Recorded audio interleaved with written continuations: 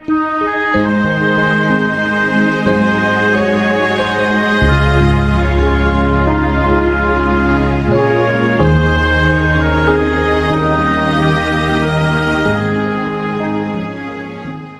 invito a que abran sus Biblias conmigo en el Evangelio según Juan, capítulo 18, versículo 22.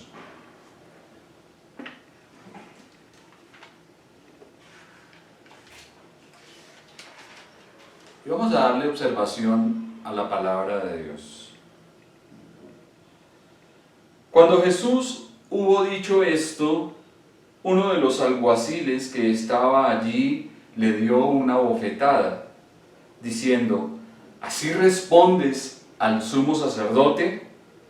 Jesús le respondió: si he hablado mal, testifica en qué está mal, y si bien, ¿por qué me golpeas? Anás entonces le envió atado a Caifás, el sumo sacerdote. Estaba pues Pedro en pie calentándose y le dijeron: ¿no eres tú de sus discípulos? Él negó y dijo: no lo soy. Uno de los siervos del sumo sacerdote, pariente de aquel a quien Pedro había cortado la oreja, le dijo: ¿no te vi yo en el huerto con él? Negó Pedro otra vez y enseguida cantó el gallo. Amén. En el contexto observábamos que nuestro Señor ha sido llevado al palacio del sumo sacerdote. Sabemos que quien estaba de sumo sacerdote en aquel tiempo era Caifás, pero también sabemos que Anás, su suegro, era quien dirigía los hilos del poder. Y al parecer aquí, por el relato que Juan nos ha mostrado, nuestro Señor está siendo interrogado por Anás. Y vimos que Anás cuestionó a nuestro Señor con respecto a sus discípulos y a su doctrina. Y también observamos que nuestro Señor le respondió de una manera tajante y contundente, mostrándole que lo que estaba haciendo era ilegal. Nuestro Señor le dijo: públicamente he hablado en el templo y en la sinagoga. Mucha gente me ha podido escuchar. ¿Por qué me pides a mí que entregue pruebas contra mí mismo? Realiza el procedimiento de una forma legal. Consulta a tus testigos. Eso era lo que nuestro Señor le estaba diciendo. Y allí quedamos. Entonces, como acabamos de observar en el versículo 22, cuando Jesús hubo dicho esto, uno de los alguaciles que estaba allí le dio una bofetada diciendo: ¿así respondes al sumo sacerdote? Además del procedimiento ilegal del sumo sacerdote, un alguacil o siervo presente reaccionó espontáneamente, interrumpiendo a nuestro Señor violentamente con una bofetada, acusándole de faltar al respeto a quien era la autoridad. La acción de este rufián fue tanto ilegal como cruel, ya que la brutalidad no se permitía en los tribunales. Sin embargo, golpeó en la cara a Jesús. No se sabe con certeza si fue con una vara o caña o con la palma de su mano abierta. Y este fue el primer golpe que recibió el cuerpo santo del Señor a manos de los pecadores. Solo Juan nos deja constancia de este acontecimiento que marcaba el camino del dolor y la aflicción por los que Cristo debía atravesar.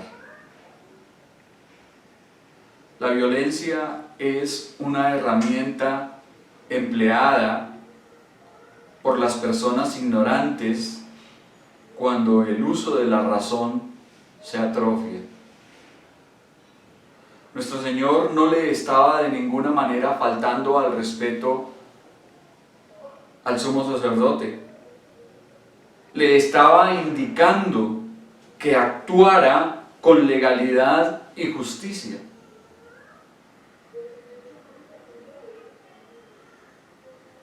Pero obviamente esto irritó y disgustó sobremanera a los perros guardianes que custodiaban el templo.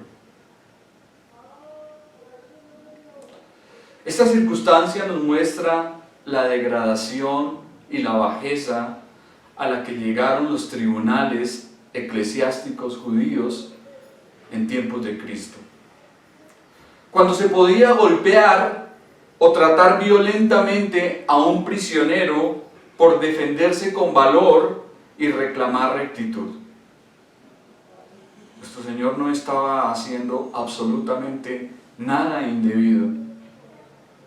Lo que les estaba diciendo era que obraran con justicia y con legalidad. Está claro que el agresor de Jesús consideraba que un prisionero no debía replicar jamás a un juez por injusto y corrupto que éste fuese. Y vemos que por regla general los señores corruptos tienen siervos corruptos. Anás, como ya lo hemos observado, era un sumo sacerdote, sin embargo, era un corrupto. Y estaba rodeado de siervos corruptos, como estos alguaciles, que no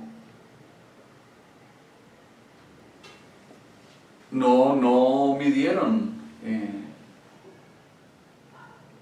golpear a nuestro Señor en su rostro. El juez de Israel y el Señor del cielo y de la tierra estaba aquí siendo golpeado en su rostro por hombres perversos e impíos que se creían con el derecho y la autoridad de hacerlo.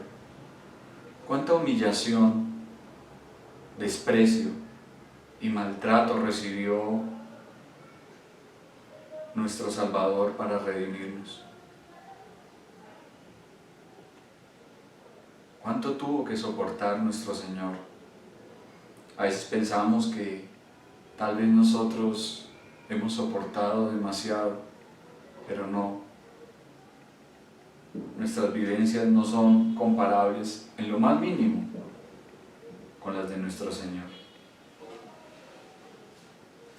Versículo 23. Jesús le respondió: si he hablado mal, testifica en qué está mal, y si bien, ¿por qué me golpeas? La respuesta de nuestro Señor a quien le propinó la bofetada es un reproche tranquilo y digno, puesto que Jesús mantuvo perfecta compostura y serenidad. Él respondió con una petición razonable y con una lógica irrebatible. Si he dicho algo malo, manifiéstalo de la manera adecuada de un tribunal de justicia. Si por el contrario he dicho lo correcto, ¿por qué me estás golpeando? O también, si mi objeción no da lugar, indica el precedente legal, pero si hay lugar, no se me debe castigar por tener la razón. Nuestro Salvador realmente está mostrando lo injustos que son, pues no podían acusarle por hablar mal. No obstante, le golpean por decir la verdad.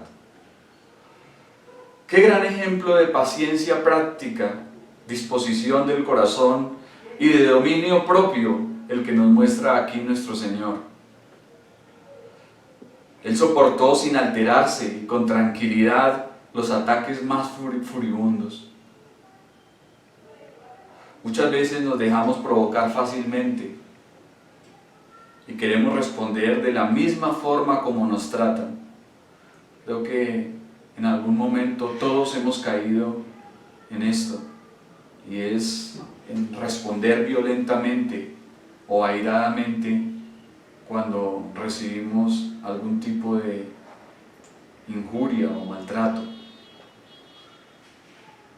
Sin embargo, en Jesús tenemos a un modelo de control y compostura. Notemos que nuestro Señor no mostró irritación, no se exasperó, no mostró ningún descontrol. Por el contrario, de una manera serena, de una manera pausada y controlada, le dice a este alguacil: si hay algo mal que he hecho, demuéstralo, o muéstrame en qué he obrado mal. Pero si no he hecho nada malo, si no he hablado nada malo, entonces ¿por qué me estás golpeando?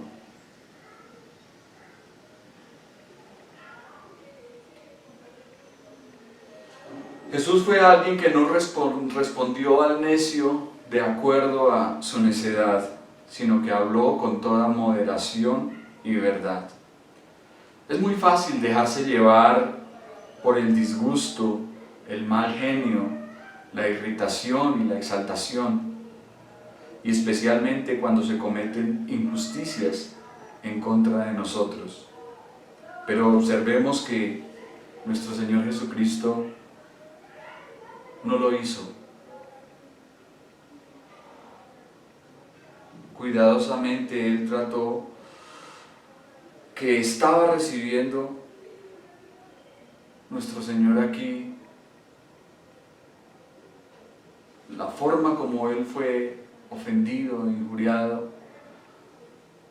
Nuestro Señor demuestra que Él no se coloca a la misma altura de sus agresores. ¿Cuánto debemos aprender de Él? ¿Cuánto debemos aprender a ser mansos y humildes de corazón, para que en el momento en que nos ofenden o en el momento en que hacen algo en contra de nosotros, podamos responder con calma, con serenidad y sobre todo con verdad? Anás entonces le envió atado a Caifás, el sumo sacerdote. El interrogatorio precedido por Anás se terminó sin que éste pudiese sacar algo de valor a Jesús. Entonces Anás envió al prisionero atado a Caifás, su yerno, quien sería el indicado para dirigir un juicio oficial y luego, con las acusaciones, entregarlo a los romanos. Muy seguramente nuestro Señor fue enviado de una sala a otra, en el mismo edificio donde había un patio común. Habiendo establecido el hecho que nadie había testificado contra él y que no era culpable de nada más que de permitir que Anás hiciese el ridículo, Cristo dejó al viejo sumo sacerdote sin tener nada más que decir. Claramente a él no le importaba descubrir la verdad, sino que Jesús facilitara las cosas implicándose a sí mismo. Pero el Señor aplicó las reglas de la jurisprudencia del Sanedrín y, como diríamos coloquialmente, a Anás le salió el tiro por la culata, o también diríamos fue por lana y salió trasquilado. Bajo la ley romana, como en las sociedades libres de hoy, un preso era considerado inocente mientras que no se probara su culpabilidad. Declarar a Jesús culpable de un crimen capital y hacerlo creíble ante la opinión pública no sería fácil. Sin embargo, el sucio liderazgo de Israel se daría sus mañas para calumniar y condenar al inocente y perfecto Hijo de Dios. Notemos que ante el intento fallido, el corrompido Anás no desató a nuestro Señor. Por el contrario, le continuó tratando como a delincuente. Como ya dijimos, un hombre era inocente hasta que se le probara lo contrario, pero a Jesús se le está tratando como culpable, aún sin tener una sola prueba en su contra. Por eso, si hubo un caso llevado con ilegalidad e injusticia, fue el de nuestro Salvador. A todos los que iban a ser juzgados se les debía tratar como inocentes hasta que se les probara lo contrario. Pero nuestro Señor está siendo tratado como culpable, aún sin tener una sola prueba en su contra.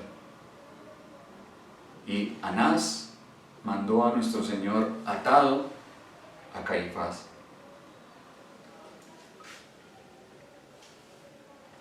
Versículo 25.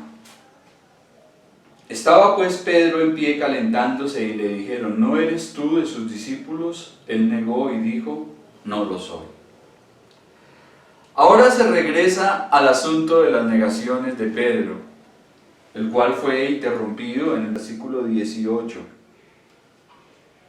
Estaba Pedro en pie calentándose, y el versículo que estamos observando, el 25, inicia de la misma forma. Estaba pues Pedro en pie calentándose. Entonces es la continuación.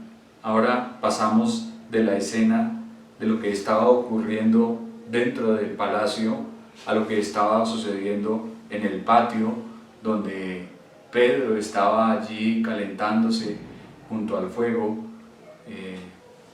con los enemigos de Cristo. Estaba pues Pedro en pie calentándose. Esta expresión parece indicar que durante todo el interrogatorio de Anás a Jesús, Pedro estuvo calentándose cómodamente en el patio, justo entre los enemigos de nuestro Señor. Sin darse cuenta, estaba cumpliendo la profecía de su maestro y con 2 negaciones más completaría su fracaso. De esta forma, llega la segunda prueba para el discípulo. ¿No eres tú de sus discípulos? Él negó y dijo: No lo soy.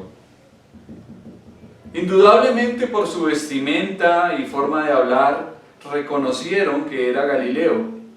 Seguramente también por su nerviosismo, que indicaba ser amigo de Jesús.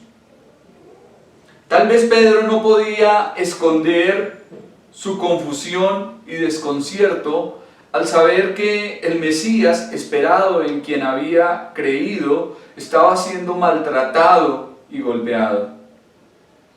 Sin embargo, después de todo, lo que el discípulo nunca debió hacer fue calentarse con el fuego enemigo. Hace rato debió haberse marchado, debió haber salido de aquel lugar. Pero qué fácil es andar en consejo de malos y luego en camino de pecadores para finalmente sentarse en silla de escarnecedores. Esto nos muestra las pruebas que puede soportar un creyente por estar donde no debe. Pedro estaba en el lugar equivocado y su fracaso nos demuestra que él no debía haber permanecido en aquel lugar. Probablemente con voz firme para intentar convencerle, su respuesta fue corta y mentirosa: No lo soy. Ya había comenzado la negación con una mentira, cuando dijo a la portera: No lo soy. Ahora añade otra mentira. Y esto nos muestra que el pecado añade más pecado.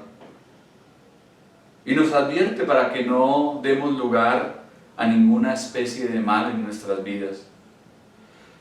Generalmente cuando pecamos de una forma debemos hacerlo de otras, y el pecado trae más pecado y se convierte en una cadena y en una serie de delitos, como observamos que le ocurrió a David. Matthew Henry dice: mentir es un pecado fructífero que se multiplica. Un pecado necesita a otro para apoyarlo, y ese precisa a otro más. Y eso era lo que le estaba ocurriendo aquí a Pedro. Ya había mentido una vez, ahora vuelve a hacerlo. Y más adelante añadirá maldiciones y juramentos. Muchas veces creemos que una mentira es indefensa, y más cuando se trata de justificarnos para quedar bien. A veces pensamos, no, pero una mentira no tiene nada, si digo esta mentira no pasa nada. Es más, si no la digo, tal vez no quede bien con las personas. Pero lo cierto es que la mentira, por piadosa y pequeña que parezca, no hay mentiras piadosas, también es un pecado contra Dios. Dios es verdadero, como ya lo hemos enfatizado en los estudios que hemos hecho los días miércoles. Dios ama la verdad y Dios desea que nosotros también seamos verdaderos. Quien miente peca contra Dios, y es un pecado tan grave como cualquier otro del cual debemos arrepentirnos. Mentir es un pecado, no podemos colocarle otro nombre, es pecado contra Dios. Y si somos mentirosos, debemos arrepentirnos, porque le estamos fallando al Señor. Versículo 26 y 27. Uno de los siervos del sumo sacerdote, pariente de aquel a quien Pedro había cortado la oreja, le dijo: ¿no te vi yo en el huerto con él? Negó Pedro otra vez, y enseguida cantó el gallo. Aquí Pedro es puesto a prueba por última vez. Ya estaba comprometido en sus negaciones cuando un pariente de Malco se adelantó para identificarlo, no solo como discípulo de Jesús, sino además como el culpable de haber herido a su familiar. La situación se pone cada vez más peligrosa para Pedro. Cada vez va subiendo un peldaño. Se constataba que él había sido quien le había cortado la oreja al siervo del sumo sacerdote, sería motivo de una venganza violenta o algo peor.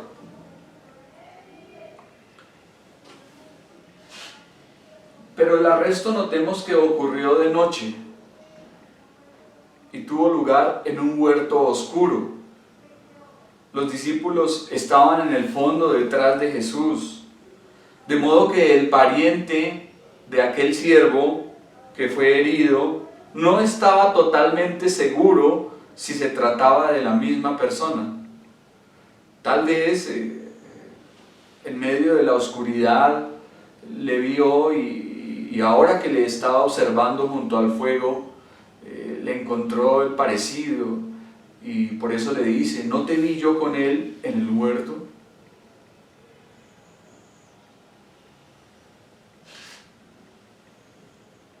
Por lo tanto, plantea al discípulo la punzante pregunta. Y esta pregunta es distinta a las anteriores porque esperaba una contestación afirmativa. Claro que era él. Y fue aquí donde se produjo la negación más intensa y enérgica que las anteriores. Porque además incluyó maldiciones y juramentos. Vemos cómo la caída de un hombre se va acelerando progresivamente. En un primer momento no será un defecto demasiado importante, pero luego empieza a convertirse en un hábito y finalmente, con la conciencia adormecida,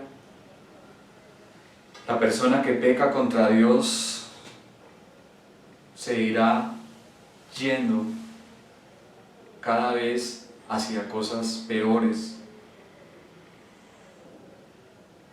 hacia cosas más horribles. Cae en una triste declinación. Y eso fue lo que le ocurrió aquí al apóstol. En el aposento alto, Pedro se jactó 3 veces de ser leal a Cristo. No te negaré, mi vida pondré por ti. En el jardín se quedó dormido 3 veces. Notemos lo interesante de esto. 3 veces en el aposento alto se jactó de no negar a Cristo. 3 veces en el jardín se quedó dormido. Y ahora, como lo estamos viendo, niega al Señor 3 veces. En el aposento alto cayó en las artimañas del diablo. En el jardín cedió a la debilidad de la carne. Y ahora en el patio de la casa del sumo sacerdote se rinde ante las presiones del mundo. Qué importante es velar y orar, como nuestro Señor les dijo aquella noche: velad y orad para que no entréis en tentación. Qué importante mantenernos alerta y vigilantes ante todo pecado y ante la caída que nos puede llevar a la ruina y al fracaso espiritual. Por tercera vez Pedro negó al Señor y enseguida se oyó cantar el gallo.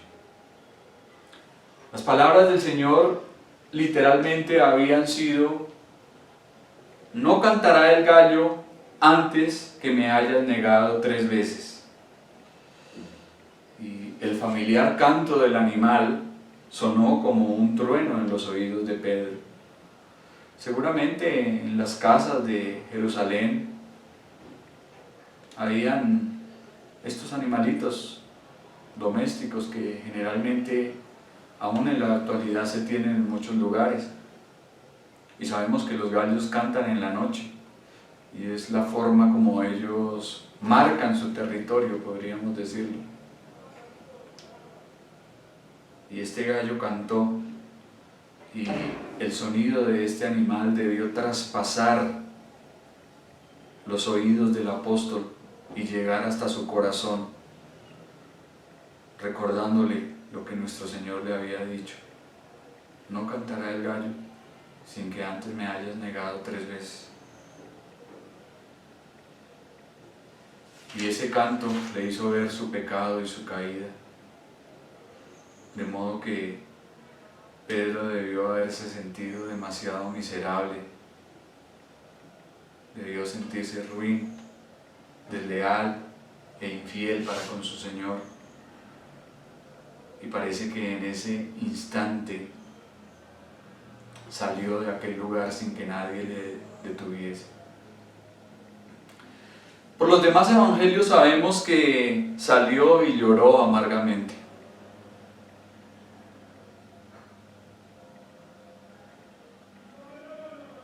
Qué triste ver a un hombre amante del Señor, a un hombre que había servido y había caminado con Jesucristo durante 3 años de su ministerio, verle ahora llorando, quebrantado, seguramente abatido por haberle sido infiel y haberle negado. Y eso es lo que nos enseña la palabra de Dios en esta mañana a nosotros. Tenemos un ejemplo al observar la caída de Pedro, un ejemplo muy instructivo de los extremos a los que puede llegar un creyente y un santo si se descuida la oración.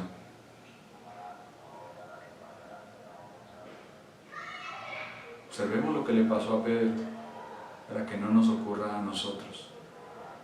aprendamos de esto para que a nosotros no nos pase. Que Dios nos ayude, porque no somos mejores que Pedro. Tal vez podemos pensar, bueno, pero ¿cómo le damos de duro al apóstol? Este hombre fue un hombre sincero, un hombre que amó al Señor. Sí, pero debemos aprender de lo que está escrito en su palabra y debemos extraer para nosotros la enseñanza práctica, y por lo menos podemos aprender de Pedro a no estar en los lugares equivocados, a no reunirnos con personas que no conocen al Señor y que son sus enemigos, a huir de la tentación, no quedarnos contemplando las cosas, tal vez pensando, bueno, seguramente no va a pasar nada. No, si podemos, como dice la palabra, huir de la tentación, huir del pecado, cuando veamos que vamos a caer en algo, que algo nos afecte en nuestra vida espiritual, corramos de ahí, salgamos, apartémonos.